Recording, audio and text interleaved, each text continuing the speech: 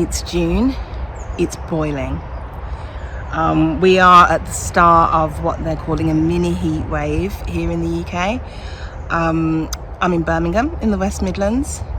I think that's zone 8B for those of you who do zones and planting dates. So we have our last frost around mid-May, but that's always changeable.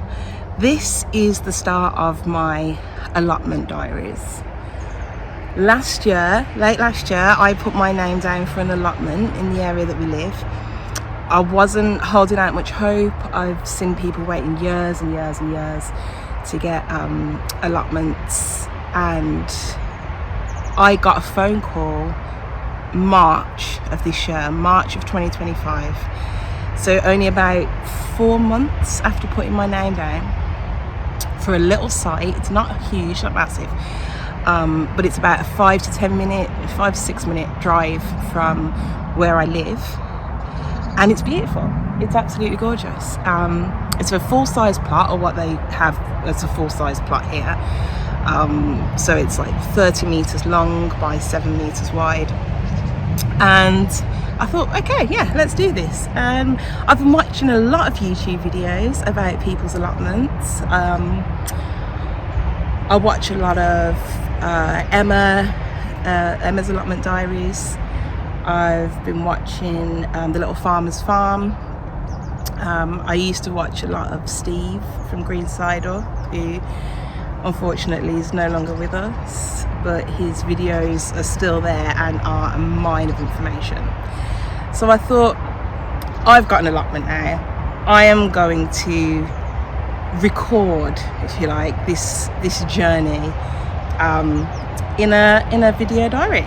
That way I can look back on it, I can see the changes that I've made, I can see where I started to where I end up, keep track of things through the season, and hopefully, if anybody does watch this, I may just be talking to myself, but that's fine. If anyone does watch this, get a little bit of feedback from people, and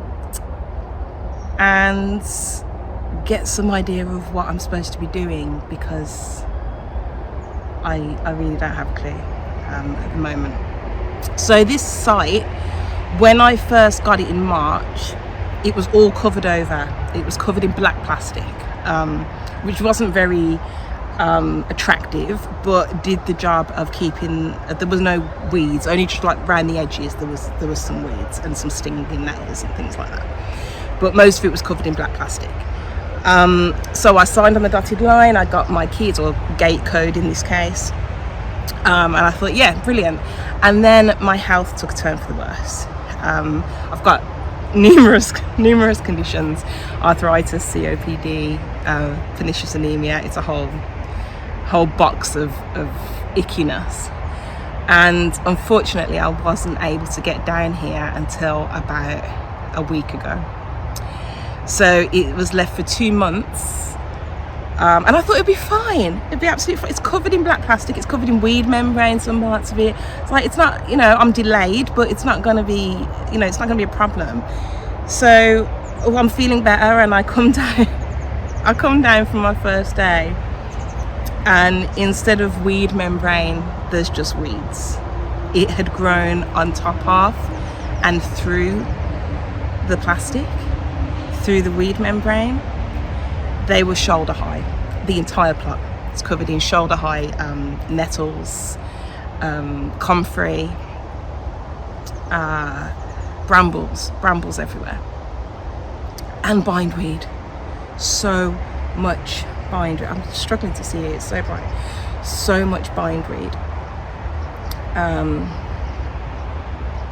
At that point I was ready to give the keys back and say, yeah, sorry, this is too much for me physically, I'm not going to be able to do this. But I'm stubborn, so I didn't, and I decided, you know what, it's all on, a lot of it's on top of the plastic and the weed membrane, so if I pull that up, it shouldn't be too bad underneath. So that's what we started doing, and I had my mum and my kids come down and give me a hand. My mum is a machine. She's just a machine.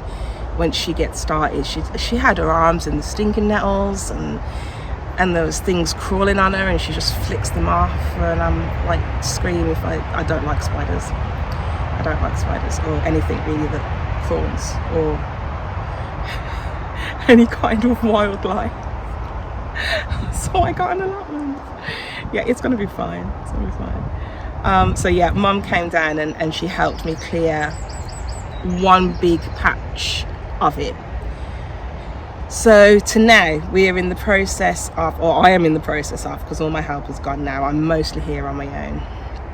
Just on the school run, not working today, and I am trying to make some borders for some vegetable beds. So that is what we're going to be doing today. Before we do that, let's give you a quick look around, because there are some features here that were here when I came that I'm really happy about. So I'll give you a quick look around and we'll see what we can see.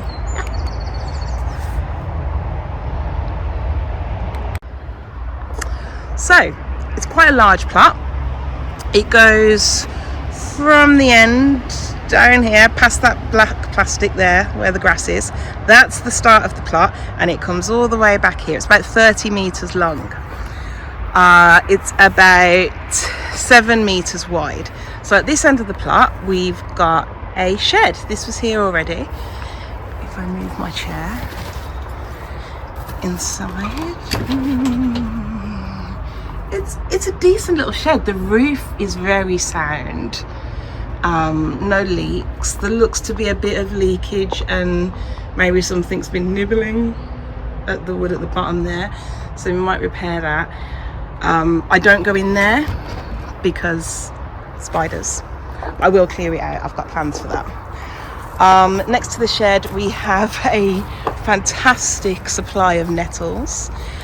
Not actually being sarcastic there, because I think I've read or watched that nettles are really, really good for making like a nettle tea to fertilise your crops. There's a water butt in there too, which if I can get it out without stinging myself too much, I can use to make said nettle tea.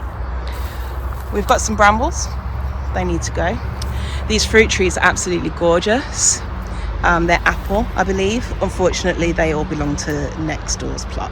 So you can see, just about see a path running down there. That is the path between my plot and the plot next door's, which is beautiful. So they've attempted to put some kind of patio here, slabs. My plot neighbours on this side, who father and son, they're wonderful people, have told me that this plot hasn't been cultivated in the last 2 years. Prior to that, it was supposed to be extremely productive, but it's just been left for the last 2 years and no one's really done anything with it. So if we walk down the plot, we get to the area where I've been clearing. So like I said, the weeds were shoulder high, and I've cleared all this area. I should put a disclaimer, it wasn't just me. My mum came, my kids came and helped me clear all this area so that I can start putting some beds in. You can tell by the cardboard we are jumping on the no dig bandwagon. It's just, I can't dig. My joints will not have it, not at all. I've put a little rope across here, a piece of string, to show where my priorities are at the moment. So at the moment my priorities are doing the bed area that we've cleared. Okay, we can only do one bit at a time. This area here, which has become kind of the dumping ground for everything, I have plans to turn this into a wildlife area. We have got a apple tree, sorry, no, that's a pear tree, which is absolutely massive. If I zoom out, it's huge. That's gonna have to be pruned or something. I'm not sure how I'm supposed to get up there. But there are pears on it. There are actually pears on it. Can we find any pears? Unless animals have been eating them all. There were pears. I think there's one up there, tiny little one, but there was a lot more. I don't know if something's been eaten them. And right opposite that, we try not to break my neck, we have this apple tree. Now, I've never seen a weeping apple tree before. My only guess is that there is so much fruit on these branches, look at this, that because it hasn't been supported and it hasn't been looked after or pruned for a while, the branches are like being pulled down. I'm a little bit worried about this. Can you see all these little black bits on the apples? And we've got this kind of like spider webbing type stuff. Does anyone know what that is? Is that codling moth? And if so, what do I do about it? Because I'd really like to get some apples off this year. So yeah, that needs some attention, but it's the wrong time of year for pruning apple and pear trees. So I'm just going to let it do its thing for now. And the plan is to have all of this area in between the two trees as a wildlife area, hopefully put a pond in, because I'd really like some water on this plot. Then if we come past the wildlife area to the bottom of the plot, it's about a 10 metre by 7 metre area down here. This is where I want to put my polytunnel on this side and my fruit cage on this side. So I'm hoping to build a 6 by 3 metre polytunnel to go along here, and then a 6 by 3 metre fruit cage to protect some soft fruits and berries, stone fruits. I'd love to grow some cherries and plums and damsons. But at the moment, I'm growing blackberries, brambles. So yeah, all of this needs sorting out. It's going to be a slow process. I have got grand plans. At the top here, I would like to put a greenhouse in. Next to that, I would like another shed, a bigger shed than this one. One that I could sit in, have a log burner in the winter. I don't want much, do I? So I brought my kids up here, and my son's 14. One of my sons 14, and my 21-year-old. And I told them my plans, what I wanted to do with this place. The response that I got was, "Mom, why can't you ever just do something normal?" And I'd like to be offended by that, but they're not wrong. The thing is, I do have really huge ambitions, and I can't just have an allotment. I want my allotment to have power, for instance. I've been looking at solar energy, been looking at installing solar panels, inverters, turning the shed behind me into a propagation room that would have grow lights and heat mats, so that I can do everything on the plot rather than having plants all over the house.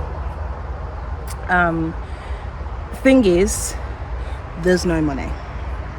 So I'm a project person. I've got a lot of projects on the go at the moment. The house and the back garden have been works in progress for the last 5 years. So I do see why my children get exasperated with me. I turned our backyard into a building zone. It's been a building site for a while now. I poured 30 square meters of concrete patio, built a pond. I'm currently building a garden room. So all of our money is going towards that. And in the midst of all that, I decided it would be a great idea to take on an allotment. So I've agreed that I cannot spend any money on this, or the minimal amount. think I spent about £7 so far, the minimal amount of money. So things like solar power and building a shed are all things that cost hundreds. Yeah, fly. Is it gone? Jeez. I don't know what that was, but it had way too many legs. Yeah, all those things cost a lot of money. So I'm not sure what's going to happen there. Things like solar panels and that I'll probably have to wait for until I've got more funds.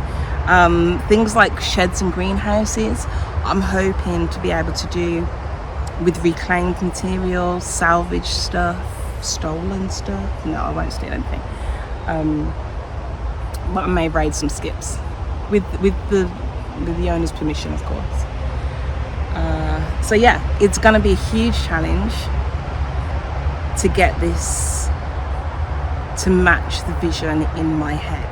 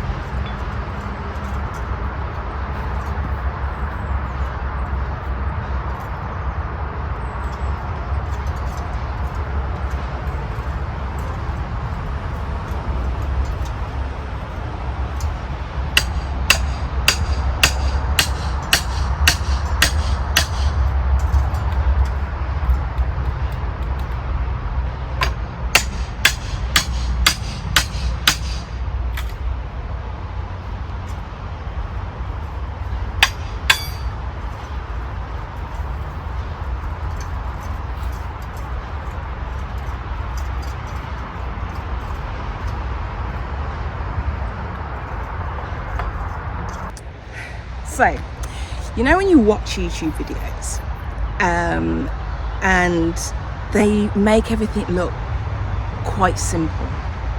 And I've been watching a lot of YouTube videos. It was about allotments and gardening, particularly how to do things on a budget, how to get things for free, and pallets. Pallets come up all the time as you must have pallets.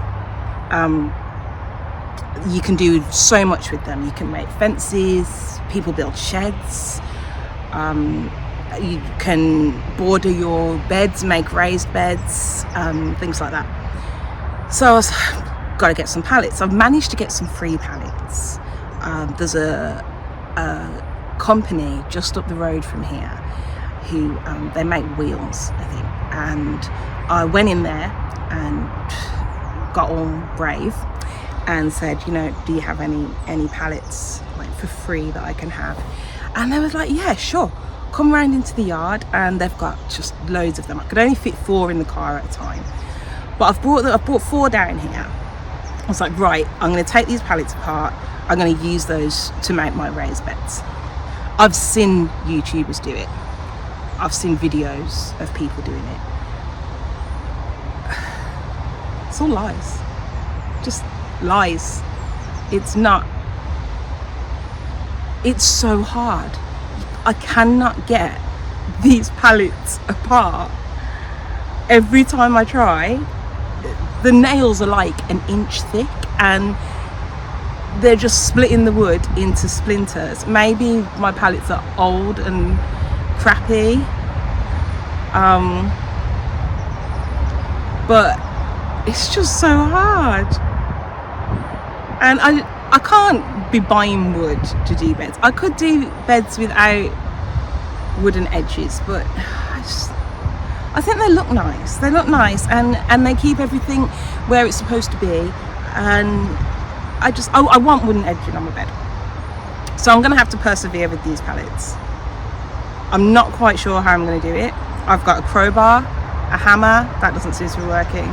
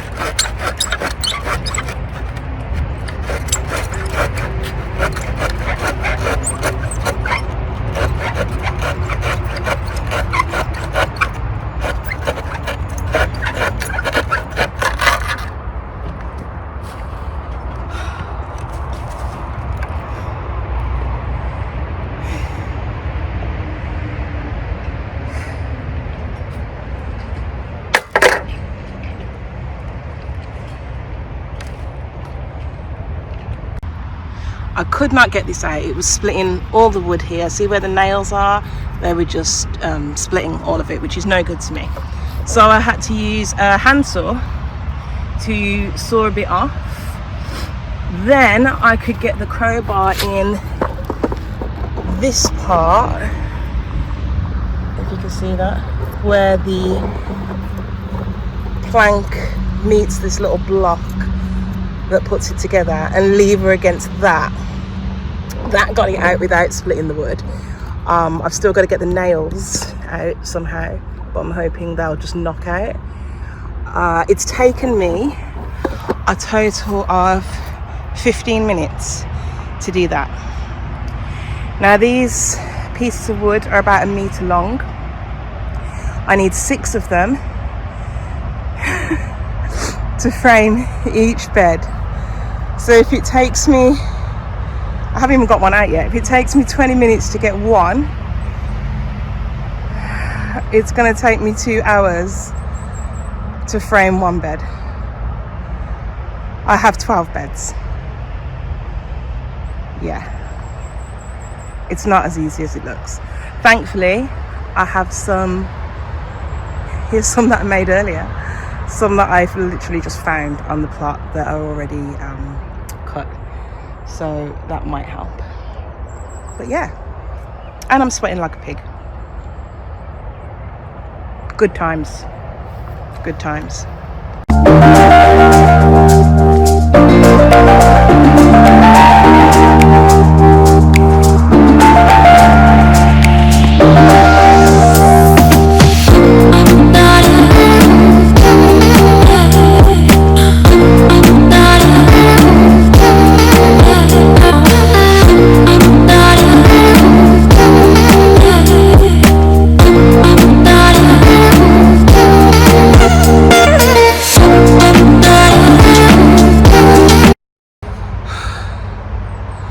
Look at this. The sweat is dripping off me. I've got one pallet halfway disassembled, broken up in pieces, but my joints are screaming at me, and it's got to the point where I'm swinging the hammer and missing it by about 30 centimeters. So for my safety's sake, for the sake of my fingers, I've stopped, I've sat down. So this is my problem.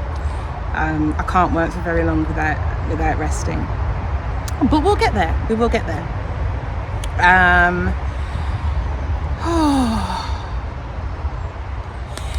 I think I'm going to use some of the wood that I've already broken down to try and make one of these borders for a planting bed, just to make sure that it works, because I would hate to go through all of this and then discover that it's no good. So I've picked a really bad day to be doing like manual labor as well, because it's like, what is it, it's 22 degrees here at the minute. Probably doesn't sound a lot to some of you, but in the West Midlands, that's summertime. So yeah, and it's supposed to get up to 25 this afternoon, which is going to be our coolest day this week, because towards the end of the week we are hitting the 30s, which I'm not going to be up here then. Thankfully I don't have plants to look after at the moment, and I will be sat at home in shorts with a beer doing nothing. So yeah, so this is my only time this week to try and get some stuff done before it gets too hot and I have to go retreat into the shade. So quick break, and then we will go and try and build a bed. Yay!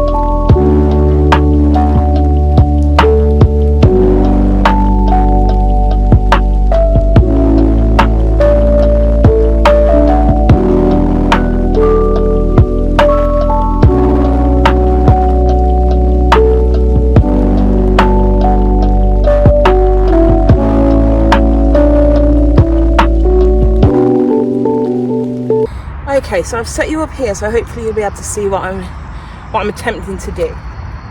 I want my beds to be 2 meters long by 1 meter wide. They're not massive. I'd rather have smaller beds and more of them, although I'm starting to regret that with the whole pallet thing now, but it would take the same amount of wood anyway, so I'd rather have smaller beds than big ones, because it's just easier physically for me to get around them, weeding, stuff like that. So these ones that I've took off this pallet are 1.2 meters long, which is kind of frustrating because I could just go 2.4 meters and not have to cut anything. Do I do that? Do I go 2.4 meters and not cut anything, or do I just... No, I wanted them 2 meters, so we're gonna have them 2 meters. Okay, I'm gonna just try and adjust this a little bit. Okay, I think you can see. So, what have I got? I've got a mitre block and a handsaw, which I will just grab. I'm not used to using hand saws. I have a power tool fetish. At home I would use my mitre saw, or my circular saw, or my angle grinder, but unfortunately they're all corded and no electricity, so hand saw it is. Let me grab it.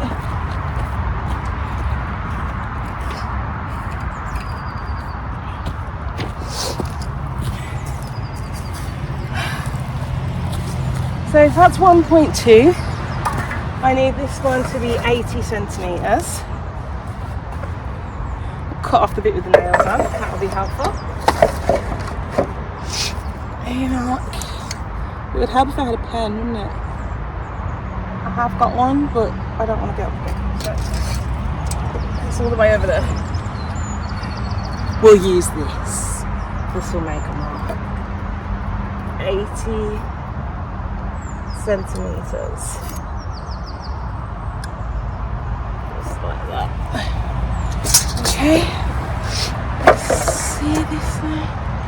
I am going to cut along that mark.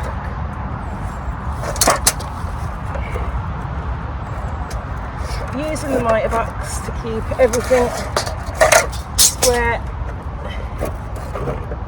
she says.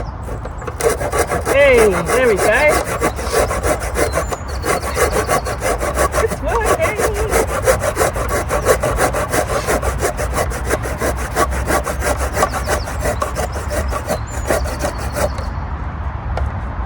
It was working. Now it's stuck.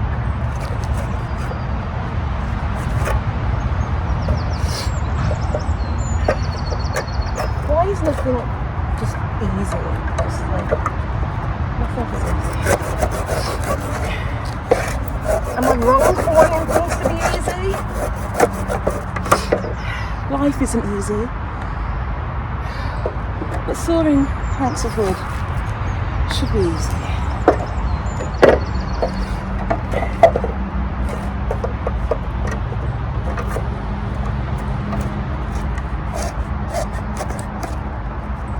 Right, what are you doing?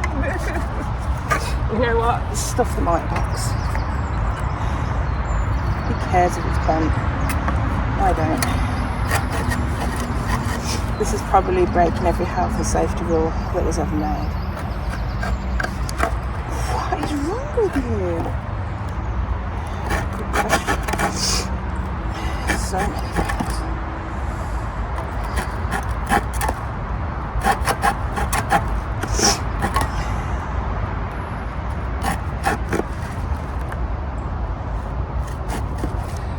From the other side. There's a bit of a bow in this wood that might be jamming it.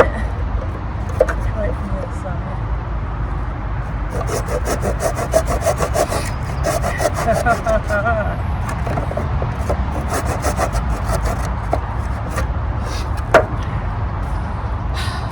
Good enough.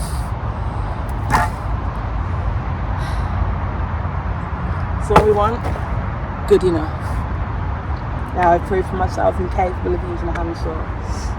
What am I doing? It's fun! Right, so now we've got to join these two pieces together. I could use the offcut and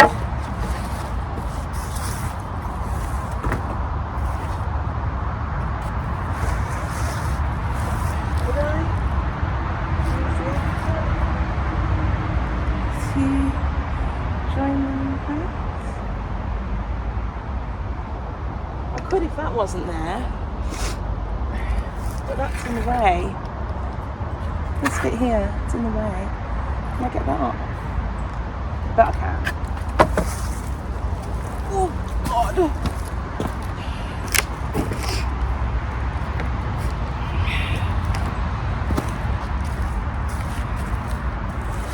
Let's see. Back to the crowbar.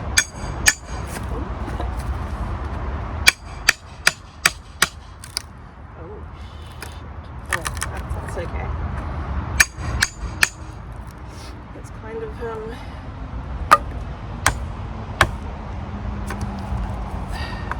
splitting it.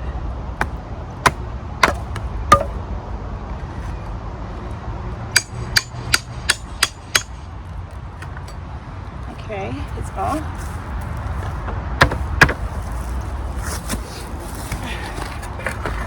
It's got a few little splits in it, but you know, we're not building fine furniture here. We're using old mouldy pallet wood to build a frame to put horse shit in. So yeah, not too fussy. Not too fussy.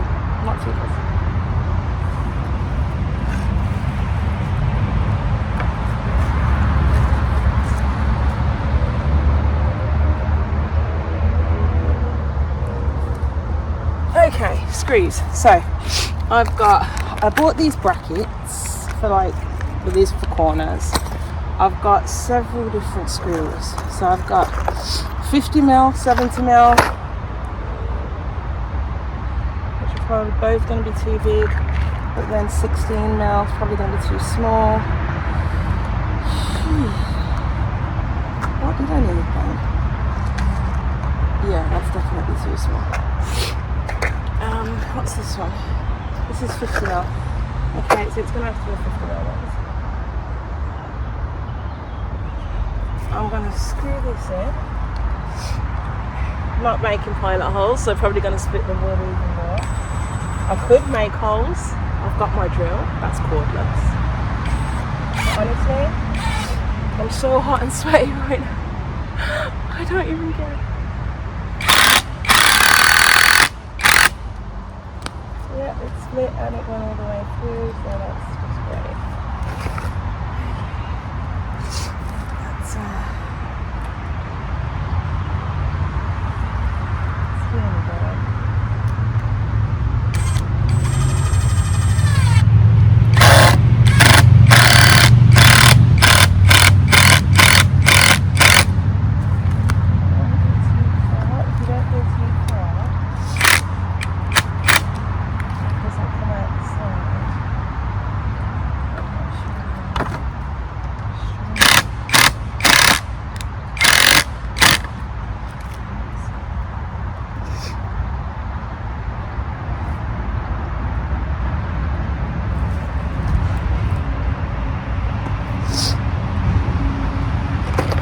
That this plank of wood is thicker than the other one as well, so that's great.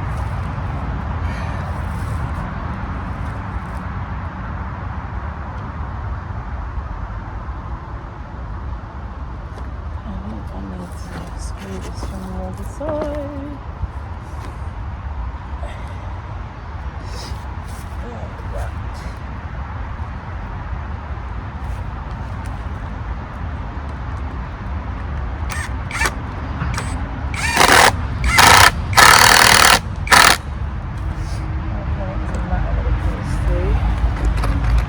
Because who cares if I stab myself on a rusty screw whilst weeding? I mean, it's all part of the fun, isn't it?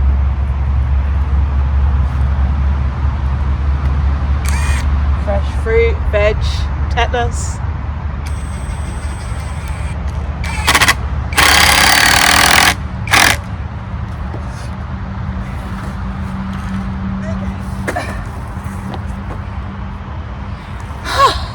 See there?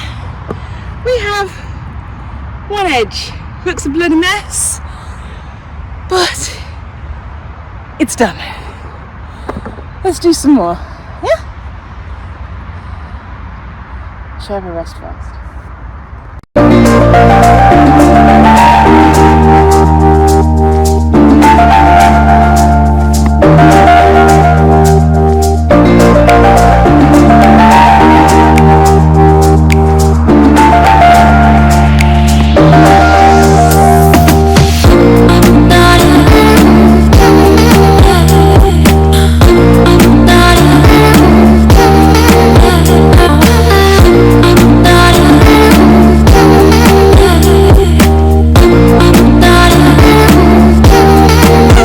Am I mad?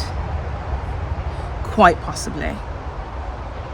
Will it ever be what I want it to be? Quite possibly not. But I'm going to have fun trying. I'm going to have fun doing it. And hopefully it will get me outside. It will get me some very much needed exercise, because the health issues that I have with my joints and with my COPD and anemia, it means that I need to exercise, but it makes exercising really, really hard, because it's hard to exercise when every movement is painful and when you can't breathe, or have no energy. So I'm hoping that I'll be more motivated to come out here and use this as a form of exercise. Plus there's the added benefit of homegrown organic fruit, veg.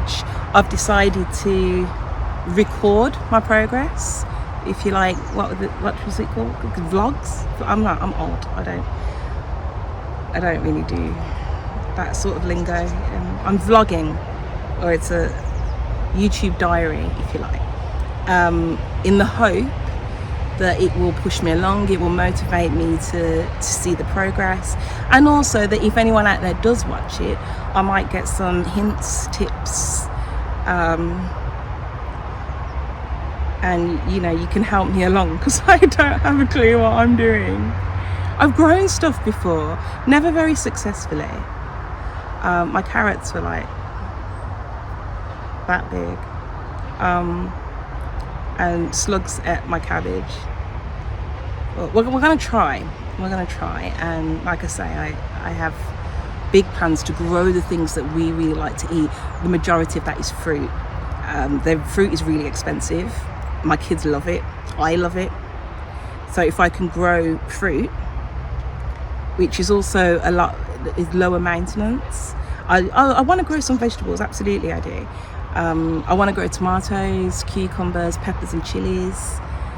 I'd like to grow broccoli and cabbage, leeks and carrots, and try some sweet corn and squash. Do you know, I've never ever eaten a squash. I've never eaten a pumpkin. I've never eaten butternut squash and any type of squash. I've no idea what it tastes like. I'd like to grow one just to try it and see if I'm missing out, because they look kind of gross, but maybe it tastes nice. So I could just buy one from the supermarket and try that, but I think if I try an organic homegrown one, I'm going to get the best flavour possible, hopefully. So I'd like to try that, and then fruit, blueberries, strawberries. I could grow an entire plot full of strawberries and my kids will eat them all, especially the youngest. Plums, cherries, apples, pears, melons as well, hopefully. So yeah, we'll see. Grand plans, no money, limited time, poor health. It's going to be an adventure. See you soon.